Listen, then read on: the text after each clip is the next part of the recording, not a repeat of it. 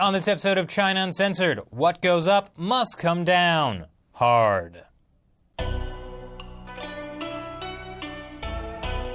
Hi, welcome to China Uncensored. I'm your host, Chris Chappell. Space, the final frontier. Unless you're China's Tiangong-1 space station, in which case your final frontier is about to be a crash landing on Earth. This is China's Tiangong-1 space station. It means Heavenly Palace 1. And it's a showcase of China's growing prowess in space.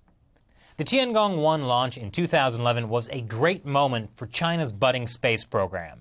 It came a mere 4 decades after Russia launched the first space station in 1971, and America launched its first space station in 1973. 1973 was also the year Elton John's Crocodile Rock became a Billboard hit.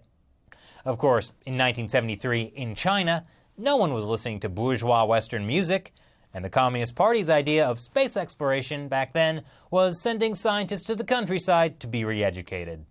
So all the more reason why China's 2011 launch of Tiangong-1 was such a big deal.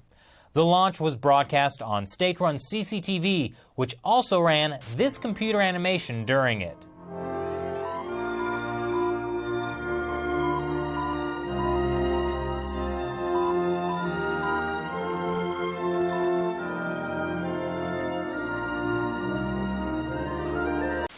There's something about that music that just makes me feel so patriotic, because it's America the Beautiful.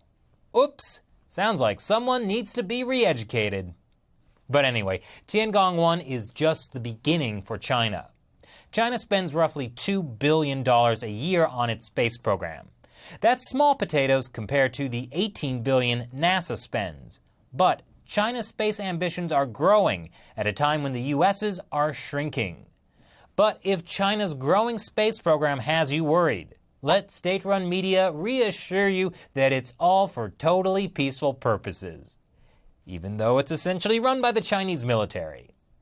In fact, in December, the Chinese military created the Strategic Support Forces to oversee, you guessed it, space warfare. China has been developing and testing systems that could disable U.S. satellites. Hey, this is serious. Without satellite-based GPS, how will you be able to find a good Italian place on Yelp?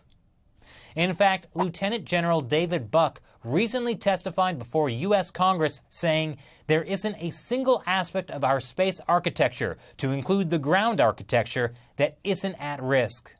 Yes, that's just wonderful. But back to Tiangong-1, which at least does not appear to have been weaponized. It's been hanging out 200 miles above the Earth for 5 years now, collecting data, docking with space modules, and saving Sandra Bullock. Then in March, state-run Xinhua announced that Tiangong-1 has completed its missions and will descend gradually in the coming months back down to Earth. Yes, descend gradually like a gently falling autumn leaf. Of course, hostile anti-China forces, i.e. reporters, did their own investigations, and it appears the situation might be a bit more serious than that. As the Daily Mail wrote in July, it will explode through Earth's atmosphere, raining molten metal. Well, that's the Daily Mail. What do you expect? In fact, they later changed the headline of that article, presumably to cover up how exaggerated their original statement was. But state-run Xinhua News has now also changed its tone on the whole gradual descent thing, presumably to cover up how under-exaggerated their original statement was. According to this more recent Xinhua article, Tiangong-1 has comprehensively fulfilled its historical mission, and most parts of the space lab will burn up during falling. Wait, most parts will burn up during falling? What about the other parts? I feel like Xinhua is trying to spin this as not a big deal. According to The Guardian, China has lost control of the Tiangong-1 and it will crash back down to Earth at some unknown time in 2017. And there will be lumps of about 100 kilograms or 220 pounds that don't burn up in the atmosphere. So basically, giant cannonballs traveling at 200 miles an hour landing somewhere that's impossible to predict on an unknown date. Beijing, we have a problem. The good news is most of the Earth is water, and it's unlikely that pieces of Tiangong-1 will hit populated areas.